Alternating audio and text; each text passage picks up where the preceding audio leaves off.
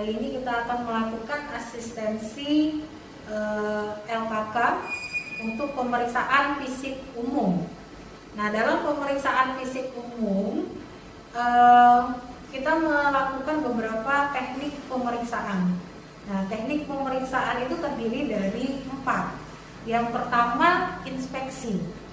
Inspeksi dalam artian kita menggunakan indera penglihatan ya untuk melakukan pemeriksaan ya. Yang kedua adalah palpasi. Palpasi kita menggunakan indera perabaan. Yang ketiga, perkusi. Perkusi kita menggunakan teknik pengetukan. Dan yang keempat adalah auskultasi. Auskultasi kita menggunakan stetoskop sebagai alat bantu dengar. Yang pertama adalah teknik inspeksi. Ya. Teknik inspeksi adalah teknik dengan melihat. Tujuan dari teknik inspeksi ini, yang pertama kita bisa melihat pemeriksaan keadaan umum pasien. Apakah pasien tampak sakit ringan, tampak sakit berat, apakah gizi pasien terlihat cukup, apakah gizi pasien terlihat berlebih, kemudian apakah tampak pucat, apakah tampak biru pada bibir. Nah, itu kita bisa menggunakan teknik inspeksi secara umum. Kemudian inspeksi juga bisa kita gunakan untuk melihat per regio.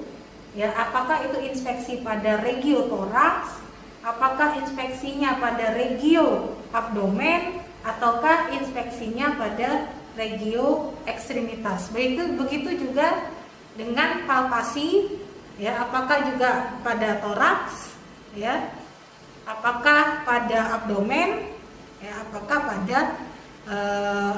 pada organ khusus lainnya. Nah, sebelum kita mulai, biasanya untuk pemeriksaan sebelum kita mulai kita memperkenalkan diri dulu ke pasien. Misalnya, Bapak, Ibu, saya Dr. Maya yang bertugas di Poli hari ini. Kemudian kita menanyakan identitas pasien. Maaf, dengan Ibu siapa, namanya, kemudian usianya, kemudian alamatnya, bisa ditambah dengan pendidikan terakhir atau status pernikahannya. Nah, kemudian kita bisa melakukan penjelasan prosedur bahwa kita akan melakukan pemeriksaan fisik melalui sistem perabaan, pengetukan yang bertujuan untuk mendiagnosis penyakit pasien. Seperti itu. Jadi kita menjelaskan apa tujuan dari pemeriksaan kita kepada pasien. Bapak, Ibu, saya akan melakukan pemeriksaan bertujuan untuk melakukan diagnosis terhadap kelainan atau penyakit yang Ibu derita, Bapak atau Ibu derita. Setelah kita menjelaskan, kita meminta izin dulu pada pasien. Atau apakah Bapak atau Ibu bersedia saya lakukan pemeriksaan? Jika pasien bersedia, maka kita lanjutkan. Nah, kemudian kita meminta pasien untuk berbaring, ya. Kemudian meminta pasien untuk berbaring, kita melakukan mencuci tangan. Kita melakukan mencuci tangan atau menggunakan hand sanitizer, ya, dengan 6 langkah, ya. Dengan 6 langkah cuci tangan, ya, 6 langkah. Kemudian setelah itu baru kita memulai melakukan pemeriksaan pasien. Nah, pemeriksaan pasien secara umum itu kita lakukan head to toe. Jadi dari kepala sampai pada kaki, ya, pemeriksaan umumnya. Nanti di blok-blok selanjutnya itu akan diperdalam lagi untuk pemeriksaan yang sifatnya adalah per regio, ya. Nah, kita balik lagi ke pemeriksaan tadi, kita mulai dengan inspeksi, ya. Inspeksi kita lakukan dengan melihat, ya. Tadi kita sudah melihat keadaan umum pasien. Sekarang kita melakukan inspeksi pada daerah dada. Permisi ya Ibu, kita buka. Kita buka dada pasien, ya. Kita buka, yang kita lihat adalah bagaimana pergerakan dinding dada, ya. Apakah kanan dan kiri itu simetris, ya? Apakah ada gerakan dada yang tertinggal? Kemudian di kulitnya, apakah di kulitnya ada tampak luka, kemerahan, ya? Ataukah ada tampak benjolan atau massa yang ada di daerah toraks ini yang kita lihat, ya. Itu. Kemudian kalau daerahnya adalah abdomen, ya, maka kita juga lihat apakah ada asimetris, ya. Apa ada benjolan, kemudian apakah ada tampak luka operasi, apakah ada tampak kemerahan pada kulit, ya. Kemudian apakah ada strie kayak pembuluh-pembuluh darah yang melebar di perut. Itu kita lakukan. Atau kalau misalnya kita lakukan pada bagian ekstremitas, baik tangan, misalnya kita lihat apakah ada tampak kebiruan atau clubbing finger pada jari-jarinya. Ini kita bisa lihat jari-jarinya apakah tampak biru, apakah tampak ada clubbing seperti jari tabung. Nah, seperti itu. Jadi kita bisa inspeksi kaki juga, kita bisa melakukan inspeksi terhadap kaki. Apakah ada, misalnya pada kasus trauma, kita lihat apakah simetris atau tidak. Kalau tidak simetris mungkin ada fraktur, ya, seperti itu. Nah, itu untuk inspeksi. Nah, untuk selanjutnya per regio nanti diperdalam lagi di blok-blok selanjutnya, ya. Nah, kemudian untuk teknik palpasi. Teknik palpasi kita menggunakan indera perabaan, ya. Menggunakan indera perabaan. Teknik palpasi ini bisa kita gunakan untuk meraba suatu organ. Bisa kita melakukan perabaan suatu benjolan. Nah, itu kita bisa melakukan dengan teknik palpasi. Nah, contoh teknik palpasi misalnya kita lakukan perabaan pada limfonodi misalnya. Nah, di sini ada daerah limfonodi. Nah, ini kita lakukan perabaan pada daerah limfonodi. Nah, ini apakah ada pembesaran limfonodinya, ya? Nah, ini adalah salah satu teknik perabaan. Jadi kita menggunakan tendensi perabaan kita untuk melihat adakah pembesaran. Nah, ini adalah contoh untuk perabaan limfonodi. Kalau di toraks bagaimana kita melakukan palpasi? Kita melakukan palpasi misalnya untuk mendengarkan stem previtus. Gimana caranya? Kita meletakkan dua tangan kita, ya, di bagian dada seperti ini, ya. Kemudian pasiennya diminta untuk menyebutkan 77. Nah, kemudian pasien diminta tolong ibu menyebutkan 77. Nah, kita merasakan getaran dari suara itu sampai di telapak tangan kita. Maka kita bandingkan kanan dan kiri. 77. Kemudian kita balik lagi 77. Kemudian untuk yang ini 77. Kemudian ini lagi 77. Ini lagi 77. Kemudian 77. Nah, ini contoh palpasi pada daerah toraks, ya, contohnya. Kemudian kita bisa juga mempalpasi jantung, ya. Bagaimana caranya? Kita bisa merasakan ictus cordis. Contohnya dengan ini, maka kita bisa melakukan seperti ini.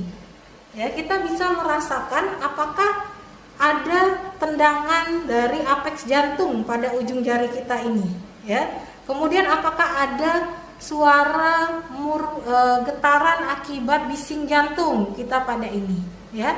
Atau misalnya dia ada mengangkat kita pada ini, ya. Jadi jantungnya itu mengangkat, ya. Ini contohnya kita mempalpasi jantung. Seperti ini kita mempalpasi jantung. Nah, kalau pada regio abdomen itu salah satunya, ya, kita mempalpasi untuk menentukan apa ada tidaknya pembesaran organ, salah satunya. Contohnya misalnya kita mau mempalpasi organ hepar yang ada di abdomen. Nah, seperti apa? Seperti ini. Jadi tangan satu kita letakkan di bawah, ya. Tangan dua kita letakkan di bawah arcus costae bagian kanan. Nah, pasien diminta untuk menarik napas. Nah, pada saat menarik napas, kemudian menghembuskan, dan pada saat dia menghembuskan kita melakukan perabaan. Nah, ini adalah contoh palpasi, ya, contoh palpasi pada abdomen. Begitu juga kita mempalpasi daerah limpa. Nah, kita melakukan palpasi apakah ada pembesaran limfa, ya. Misalnya ada pembesaran sampai daerah umbilikus, ini kita palpasi, ya, seperti itu.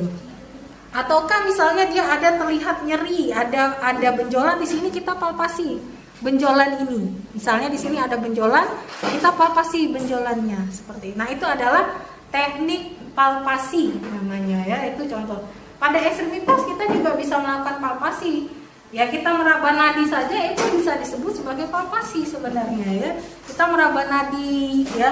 Kemudian kita meraba apakah dia hangat, apakah dingin, ataukah terasa basah, ya, di sini. Itu termasuk dalam teknik palpasi. Ya, nanti diperdalam lagi di blok-blok selanjutnya, ya. Kemudian untuk teknik perkusi. Nah, ini penting untuk melakukan teknik perkusi. Bagaimana kita melakukan teknik perkusi? Nah, kita harus tangan kiri kita, ya, tangan kiri itu kita letakkan, ya.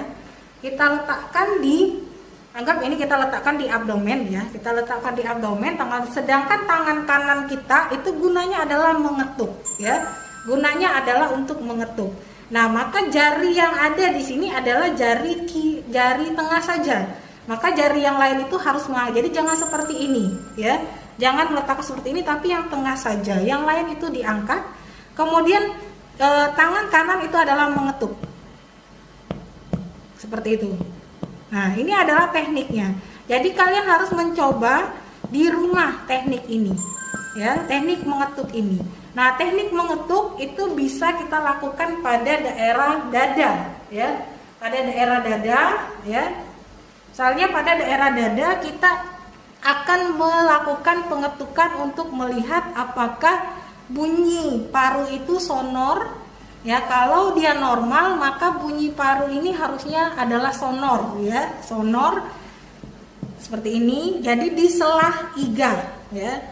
Jadi kita melakukan pengetukan itu adalah di selah iga. Kita bandingkan kanan sama kiri, ya. Jadi bunyi normal dari ketukan ini di paru, ya, adalah bunyi sonor, ya. Sedangkan ketukan yang kita lakukan di daerah abdomen ini adalah berbunyi timpani, ya. Kalian bisa melakukan pengetukan di tubuh kalian sendiri untuk mendengar bunyi yang dihasilkan, ya. Jadi kalau diketukan di daerah abdomen, maka harusnya bunyi yang dihasilkan adalah timpani. Sedangkan untuk ketukan di daerah paru, maka bunyi yang dihasilkan harusnya adalah sonor. Sedangkan untuk daerah otot, untuk daerah organ, misalnya di sini ada hati, daerah sini adalah hati, maka yang kita ketuk ini adalah bunyinya harus redup, ya. Misalnya kita ketuk daerah hati atau kita ketuk daerah jantung, maka bunyinya adalah bunyi redup, ya. Kalau kita ketuk di daerah tulang atau otot, contohnya pada ekstremitas, maka ini bunyinya adalah bunyi pekat, ya. Jadi kalian di rumah bisa mempraktekkan sendiri pada bagian tubuh kalian sendiri, ya, apakah itu di daerah dada atau daerah perut, ya. Kalian dengarkan itu bunyinya, atau kalian praktekkan ke orang-orang terdekat di rumah untuk mendengar, oh seperti ini ya bunyi timpani, oh seperti ini bunyi sonor, oh seperti ini bunyi redup. Nah, seperti itu adalah teknik, dan kalian harus mempelajari cara memperkusi dengan benar, ya. Kemudian selanjutnya adalah teknik auskultasi. Teknik auskultasi kita menggunakan ini stetoskop, ya. Stetoskop ini penggunaannya harus seperti ini, ya, ini. Jadi kita menggunakannya seperti ini, ya. Jadi jangan dibalik, jangan seperti ini. Ya, kalau seperti ini terbalik, ya, jadi harus seperti ini, ya, jadi seperti ini. Kemudian yang pertama itu adalah bagian diafragma, ya. Kemudian ada bagian bel. Sebagian besar kita menggunakan bagian diafragma. Nah, untuk bel itu biasanya hanya digunakan untuk mendengarkan suara tambahan-tambahan jantung. Jadi sebagian besar kita menggunakan diafragma. Nah, jangan lupa di sini pada stetoskop dengan model seperti ini, kita harus memastikan ini terbuka atau tertutup dengan memutar, ya. Jadi dengan memutar, ya, dengan memutar lubang ini kita putar, apakah ini terbuka apa tertutup. Nah, ini kita putar, kita yakinkan bahwa ini tertutup untuk membrannya. Ya, kalau kita maksudnya tertutup di bel, maka terbuka di membran, dan sebaliknya apakah terbuka di tertutup di bel, terbukanya di membran, ya, seperti itu. Nah, bagi mahasiswi yang memakai jilbab itu tidak boleh menggunakan stetoskop di sini, ya. Stetoskop itu harus digunakan, kita harus masukkan, benar-benar kita masukkan ke bagian sini, ya, atau melalui bawah. Jadi tidak boleh seperti ini. Nah, untuk teknik palpasi, untuk teknik perkusi itu kita bisa menggunakan seperti ini, ya, kita letakkan, tarik napasnya, kemudian buang, tarik napasnya, buang, kemudian tarik napasnya, buang, seperti ini, ya, kemudian seperti ini, seperti ini, seperti ini. Seperti ini. Jadi tolong dilihat titik-titik auskultasi pada toraks, ya. Jadi ada titik-titik auskultasinya, itu bisa diikuti. Kalau pada abdomen kita cukup melakukan di sebelah umbilikus, ya. Nah, tidak harus di sini, ya, di sebelah seperti itu. Jadi kalau teknik auskultasi. Nah, kalau untuk bunyi paru, ya, bunyi yang kita dengarkan di paru itu normalnya adalah suara vesikular.